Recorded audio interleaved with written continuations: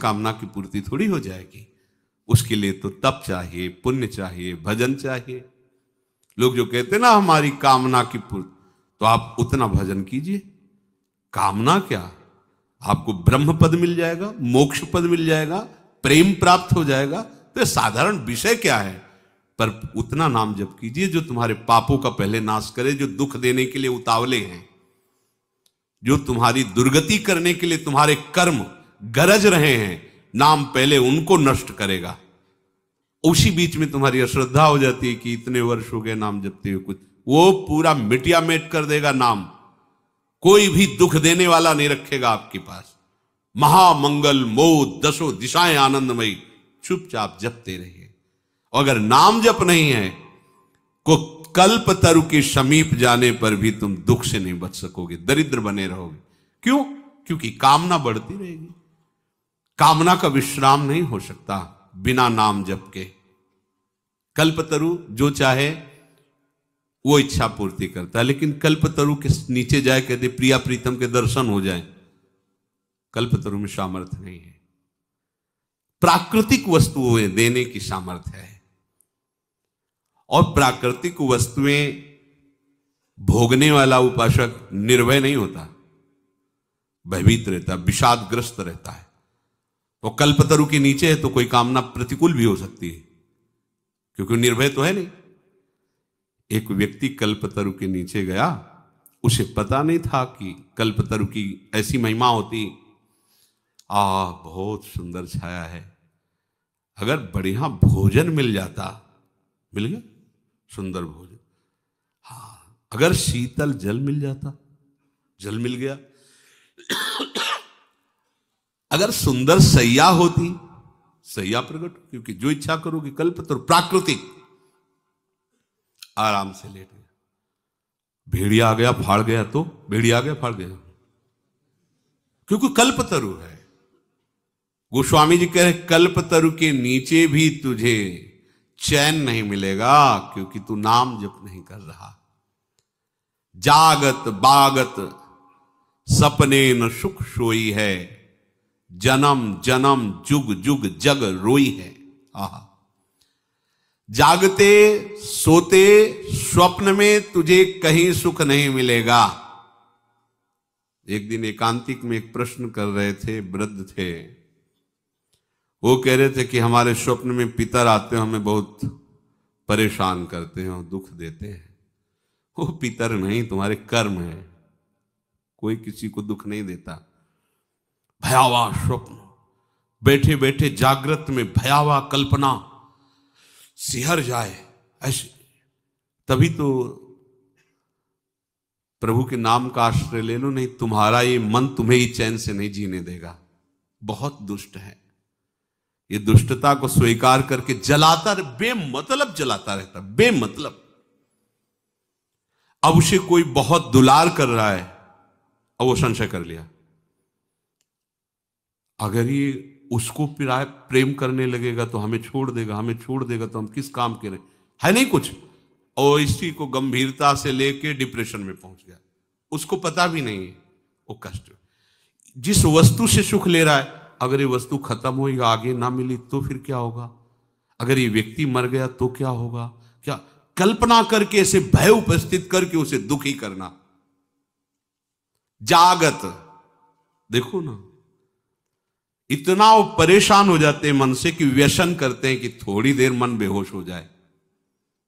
अब उनको एक दवाई मिल गई मन को शांत करने की, व्यसन को और गंदा कर दिया मन को, और उसको दवा एक ही है, नाम।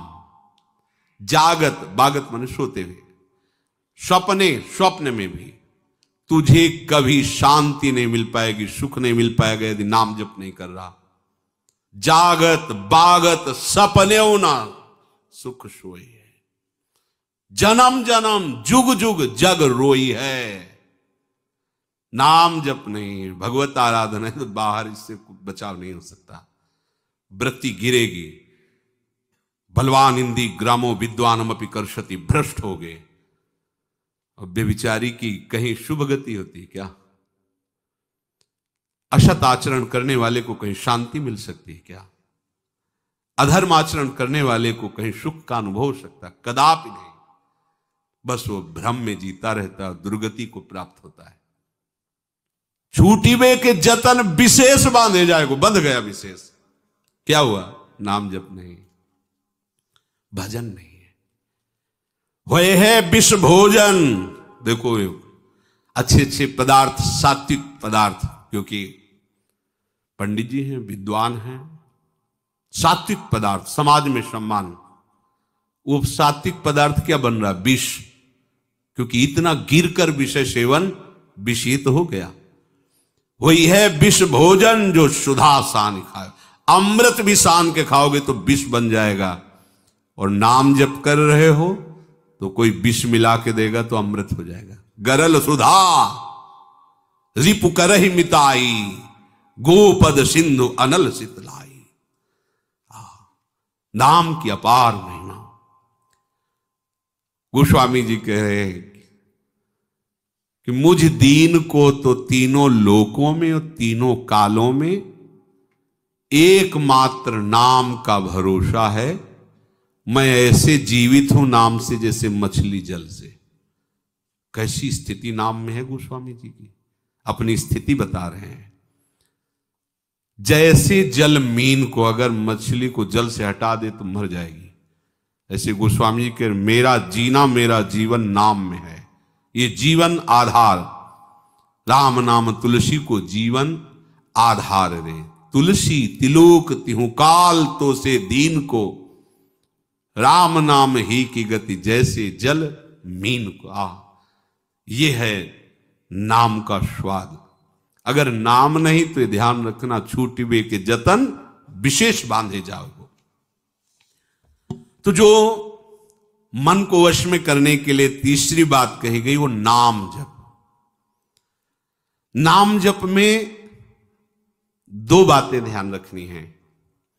एक तो जब हम जप कर रहे हैं तो जल्दीबाजी नहीं होना चाहिए कि आप उसे देख ही नहीं पाए। अब हम बोल रहे हैं राधा, राधा, रा बड़ा की मात्रा, धा बड़ा की मात्रा, राधा, राधा, राधा। आप देखना रोमांच होने लगेगा, आपको रोना आने लगेगा। Other other other other other other other, थोड़ा टिके के भाग जाएगा मन। अब राधा राधा जिब्या बोल रहे लेकिन मन नहीं पकड़ रहा। अच्छा है, उसमें भी मंगल होगा, घबराना नहीं है। पर इसको वश में करने के लिए है ये जो उपाय बताया जा रहा है। नाम को लंबा खींचिए। इसमें लिखा हुआ है यद्यपि आपकी संख्या कम होगी पर लाभ बहुत अधिक होगा। जैसा प्राय चर्चा में कहा जाता है कि नाम को, मंत्र को देख के जपिए। सामने लिखा हुआ मंत्र, एक एक अक्षर मात्रा, आंख खुली है या आंख बंद है, हम उसका दर्शन कर रहे हैं, उच्चारण कर रहे हैं। और दूसरी बात, बिना सुने उस नाम को, अगले नाम को उच्चारण मत कीजिए। पहले देखिए और फिर सुनिए। ये नाम जब आपके मन को बस, यद्यपि मन नहीं लगेगा, पहली बात है, भागेगा। ऐसे मन तो स्वीकार कर लेगा जपना। माला कितनी गुड़िया आगे निकल गई वो पता नहीं, नाम से कितनी खाली चली। किसी किसी का तो ऐसा माला चल, ऐसे ऐसे ऐसे ऐसे माला, तो हमें लगता है माला से भगवत प्राप्ति होगी क्या। जल्दी जल्दी जल्दी, मतलब वो गुड़िया सकिलती चली जा रही है। 15 मिनट में 10 माला। हमें ऐसे जप की तरफ नहीं बढ़ना। अगर हम 15 मिनट में एक माला जप पाए तो बहुत बढ़िया रहा। पर एक माला का एक नाम भी, एक मंत्र भी बिना देखे बिना सुने नहीं गया। आप देखना इसका लाभ। इसमें मन टिकेगा नहीं, भगाएगा आपको, पर आप बार बार प्रयास। इसी का नाम अभ्यास है, जो भगवान कह रहे अभ्यासेन। अभ्यास इसी को कहते हैं। एक बार आप अभ्यास में उतरिए, फिर ये अभ्यास ऐसा हो जाता है कि जैसे बहुत शोरगुल है तो हम जप नहीं रहे, हमारे सामने वो नाम विराजमान है। आपने नाम को पकड़ा, नाम ने आपको पकड़ लिया। और सामने ही नहीं, जिधर भावना करो उधर नाम विराजमान। छाती में देखो तो नाम विराजमान, आज्ञा चक्र पे देखो तो नाम विराजमान, बाहर दृष्टि गई तो नाम, किसी से बात कर रहे तो मुख में नाम विराजमान है। जिधर दृष्टि जा रही नाम ही नाम, नाम ही नाम। अरे चमत्कार प्रकट हो जाता है। ये केवल कहने की बात है, अब अभ्यास में तो लाइए, पर आएगा ये इसी में। राधा राधा राधा। हमको कोई संख्या से मतलब है क्या? ये संख्या नवीन साधक को इसलिए कही जाती है, जो महापुरुष जन कहते कि वैसे ही मन नहीं लगता, प्रमादी होता है, तो कम से कम 16 माला तो तुम नियम ले लो, 21 माला ले लो, इतना ले लो। ये नियम इसलिए कि आपका अभ्यास बने। पर खास जोरदार बात जो मन को वश में करने की है, वो गिनती से नहीं है। मन गिनती से वश में नहीं होता, समय काटता रहता, माला पूरा हुआ रख दिया और बस प्रपंच में घूमता रहता है। और आप देखो कह के राधा ऐसे अंदर राधा, जितना लंबा खींचोगे मन को भागने का अवसर नहीं मिलेगा। देख लेना, ये अनुभव की बात कह रहा हूं। पर ये चाहेगा ऐसे ही अब ये और चिंतन कर रहा है, और जगह भटक रहा है, माला रफ्तार से चल रहा है, किसी से बात भी कर रहे हैं, फोन भी चल रहा है, पता नाम कैसे चल रहा है पता नहीं। नाम मन को वश में निश्चित कर देता है। पर ये दो बातें, कोई भी नाम जल्दीबाजी से नहीं जाना चाहिए। दर्शन, श्रवण और लंबा उसका उच्चारण, आराम आराम से, कोई जल्दीबाजी थोड़ी। कार्य करते हुए या कार्य से विश्राम लेकर, जैसी भी स्थिति में अच्छे से राधा राधा। अब देखो देखो तो करके देखो, पर मन नहीं लगेगा इसमें, पर यही मन को मारेगा। और मन को आओ, जो जिद्दी स्वभाव है ना, उससे भी ज्यादा जिद्दी नाम है। अरे सबके मन का अधिष्ठात्र जो मनमोहन है, जब उसको घसीट के सामने कर देता है तो औरों की तो बात ही क्या है। मनमोहन को सामने खड़ा कर देता है, कैसा नाम है। चौथी बात, जिस नाम का उच्चारण किया जाए उसको मन की निगरानी में लाने की जरूरत है। मन की आंखों से उसे देखना, मन की आंखों से उस पर नजर रखना। मन की आंखों से नजर चूक गई तो वो नाम कितने निकल गए आपको पता नहीं चलेगा। कभी कभी जैसे उपासकों के द्वारा चर्चा करने पर पता चलता है कि चतुरासी जी के कई पद कब निकल गए हमें खुद पता नहीं। इसका मतलब वो मन की निगरानी नहीं हुई उस पद में, नहीं तो एक पंक्ति भी बिना स्पर्श किए नहीं जाएगी। पर यह अभ्यास से, जड़मत होत सुजान, करत करत अभ्यास के जड़मत होत सुजान, रस्सी आवत जात ही सिल पर होत निशान। तो पत्थर से ज्यादा पत्थर बुद्धि हमारी थोड़ी है। नाम का निशान तो बन ही जाएगा उसमें बार बार जब हम, यदि ऐसे मन ना लगे कि मन निगरानी नहीं कर पा रहा है, तो मंत्र तो उच्चारण नहीं कर सकते लेकिन नाम उच्चारण कर सकते हैं। जब आप देखें कि मन भाग रहा है, निगरानी नहीं कर पा रहा नाम की, तो फिर ऐसे जैसे उच्चारण करके राधा वल्लभ श्री हरि, राधा वल्लभ श्री हरि, मंत्र उच्चारण नहीं कर सकते। मंत्र तो ओठ बंद करके ही, तो हमें पहले मन को घसीटना है। अगर मंत्र कम जप हो रहा है तो चलेगा, नाम जप के द्वारा पहले मन को घसीटिए, मन को एकाग्र कीजिए, मन को निर्विषय कीजिए। मंत्राकार वृत्ति तो स्वयं हो जाएगी, आप देख लेना। अब सीधे मंत्र में मन लगाने की चेष्टा करें, लग नहीं रहा है और उसका उच्चारण कर नहीं सकते, तो फिर आप छोड़ देंगे। छोड़ो, आ जाओ नाम में, राधा वल्लभ श्री हरि, राधा वल्लभ श्री हरि। अगर इतने से भी काबू नहीं हो तो मंजीरा उठा लो, रख दो माला। और राधा वल्लभ श्री हरिवंश श्री वृंदावन श्री वनचंद 1 घंटा भनभना दो एकदम, जैसे भौरा नहीं, राधा वल्लभ श्री हरिवंश राधा, कुछ और न सुनाई दे और न दिखाई दे, एकांत राधा वल्लभ, ये सब ठीक हो जाएंगे। मान लो यही किया है, जो खाया है वो आपको बता रहे हैं। ऐसा नहीं कि जन्म से ही मन तदाकार हो जाता है किसी का, ऐसे नहीं हो जाता है। 8:15-9 बजे आश्रम में जाके लेट गए, बैठ गए गुरु जी की समाधि के पीछे, एकांत बिल्व वृक्ष, शुरू कर दिया।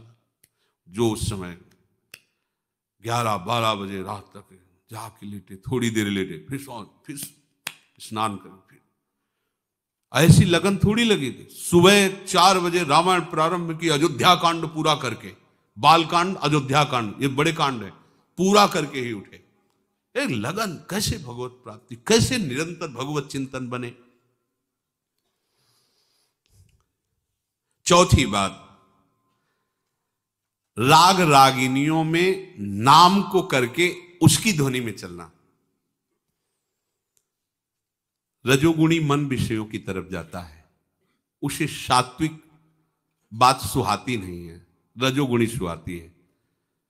तो जैसे सांप के जहर को नष्ट करने के लिए जहर का इंजेक्शन लगाया जाता है, ऐसे चतुर सुजान महापुरुष कह रहे किसी ध्वनि में इसको फंसा लो, जो तुम्हें ध्वनि प्रिय लगे उसी राधा राधा राधा बस गुनगुना। आप देखना, अगर मन पसंद ध्वनि है तो आप छोड़ना चाहो तो भी नहीं छोड़ेगा, वो गुनगुना। कई बार ऐसा देखा गया है कि कोई ऐसी, तो कई घंटे वही बात अपने आप, वही बार बार। एक उपाय ये भी है, जो आपको ध्वनि प्रिय लगे, जैसे आपको प्रिय लगे, नाम को ऐसे गुनगुनाना शुरू कर दे, पकड़ाओ मन को, ये पकड़ लेगा।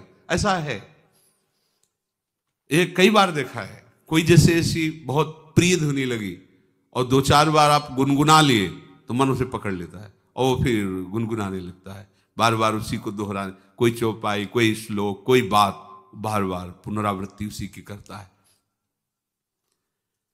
अगली बात, आराध्य देव के छवि को समीप रखना। हमने देखा है भक्तों को कैसे गले में जैसे धारण किए, ऐसे ऊपर से देखते हैं, मतलब क्या है, कोई मानो जैसे कोई समय देख रहा हो, ऐसे थोड़ी देर ऐसे कर लिए, कोई देख नहीं पा रहा क्या, ऐसे ढके हुए ऐसे पास, जिससे अपने आचार्य चरण का आदेश, राधा वल्लभ लाल को हृदय ध्यान मुख नाम, बिहारी जू राधा वल्लभ जू राधा रमण जू प्रगट प्रिया प्रीतम है, छवि ले ली, उसको बार बार ऐसे देख रहे, श्री चरणों से लेकर के मुकुट तक बार बार देख रहे।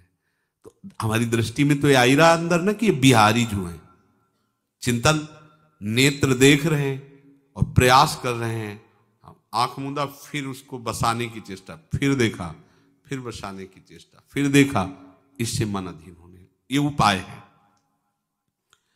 जब आप कोई भी कार्य कर रहे हों तो पहले आराध्य देव को साथ अपने लीजिए। और हम परिक्रमा करने जा रहे हैं, चलो प्रिया प्रीतम साथ में वन विहार के लिए, भावना हुई हमारे साथ प्रिया प्रीतम चल रहे हैं। अगर भावना परिपक्व होने लगे तो आपको नूपुरों की करधनी की झनकार सुनाई देने लगी, प्रिया प्रीतम साथ चल रहे हैं। वो कोई असत्य थोड़ी है, वो तो सत्य है, और आपकी भावना सत्य की हो रही, इसलिए अनुभव होगा। कोई भी कार्य, सोहनी लगा रहे हैं, प्रिया प्रीतम हमारे साथ है, खेल रहे हैं, सोहनी लगा रहे।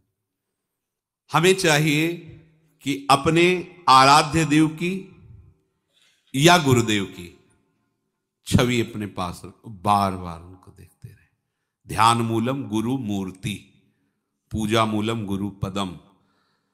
सच्ची मानिए, हम श्री विग्रह पर तो प्रभु की भावना कर लेते हैं, पर गुरुदेव पर मनुष्य भावना नहीं हटती। ये हट जाए तो साक्षात तत्व विराजमान है। गुरुदेव साक्षात, वैसे तो सब तत्व स्वरूप ही है, पर जहां से हमने सवाल सुलझाना शुरू किया है, मानी संख्या गुरुदेव पर ब्रह्म, वहीं हम सवाल नहीं सुलझा पा रहे। पर ब्रह्म की एक जगह दृष्टि हो जाए केवल गुरुदेव पर, हम गुरुदेव की छवि विराजमान करके पूछ सकते हैं, प्रभु की छवि विराजमान, क्योंकि डांटेंगे नहीं, वो हमारे मन को रौंदेंगे नहीं। और प्रगट में सुरपति नरपति लोकपति जिनके भावे घास, तुम क्या हो। फिर वो जो उनका वो अभिमान जो हमारा, वो हमको वहां भगवत भाव नहीं होने देता। ये भी तो ये पहनते हैं, ये भी तो ये ऐसे करते हैं, ये भी तो ऐसे। हमारी दृष्टि एक पार्थिव दृष्टि रहती, भागवतिक दृष्टि नहीं हो पाती। हम गुरु को बहुत से बहुत साधन मानते हैं, साध्य भाव नहीं मान पाते। गुरु वही मंत्र दे दिए, उससे भगवत प्राप्ति होती है, तो बस ठीक है, मंत्र ले लिया, भजन करेंगे, उसमें एक साधन या बहुत से बहुत एक अच्छा साधक, अच्छा साधु। लेकिन साक्षात जिस आराध्य देव को प्राप्त करना है, वो अपने रहस्य को बताने के लिए, मेरी भाषा में बोलने के लिए, मेरे जैसा व्यक्ति समझ पावे उस गूढ़ रहस्य को, ये ऐसा प्रगट रूप धारण करके हमारे सामने बैठे, हमारी ऐसी श्रद्धा नहीं हो पाती। ध्यान मूलम गुरु मूर्ति, पूजा मूलम गुरु पदम, मंत्र मूलम गुरु वाक्यम, मोक्ष मूलम गुरु कृपा।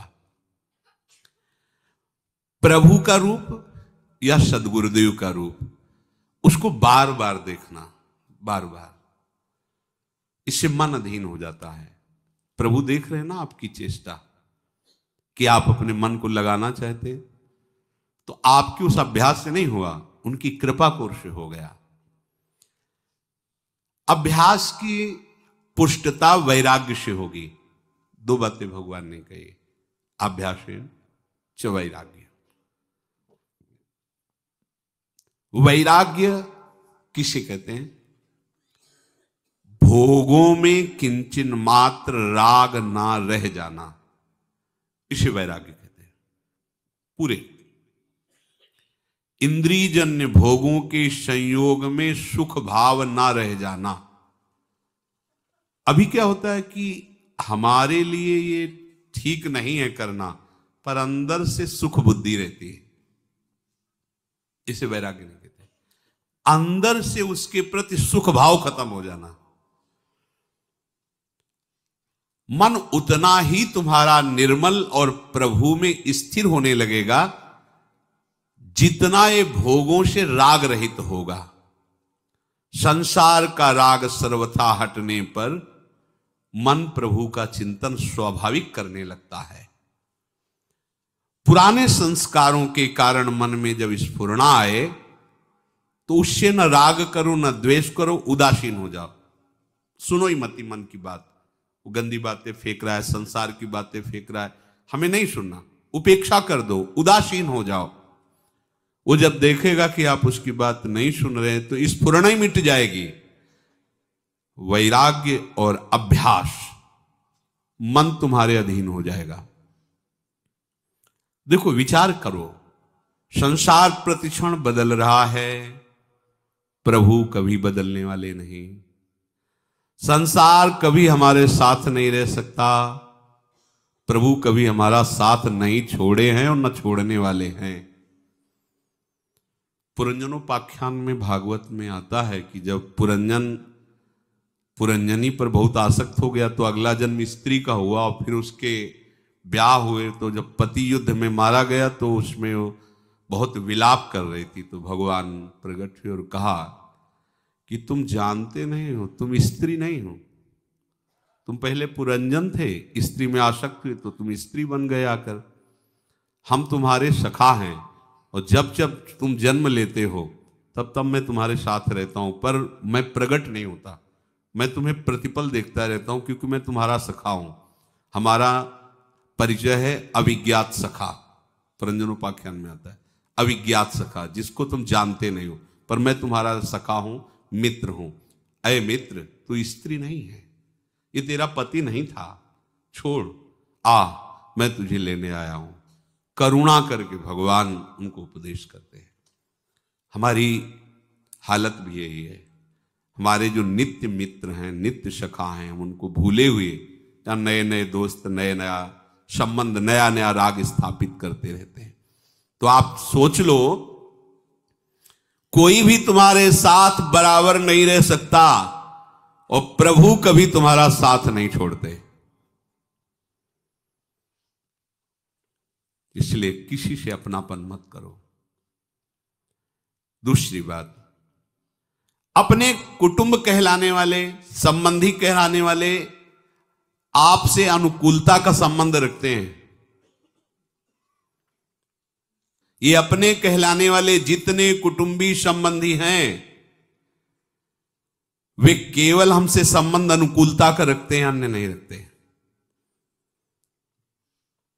अपनी सामर्थ्य, अपनी योग्यता, अपने पास कुछ है तो ये हमको प्यार करते हैं, नहीं अगर कुछ ना उनको समझ में आवे तो नहीं प्यार करेंगे, पता चल जाएगा। इसलिए आप विवेक पूर्वक ऐसा जो मित्र है, जो हर स्थिति में आपको प्यार करता है, उस प्रभु को स्वीकार कीजिए।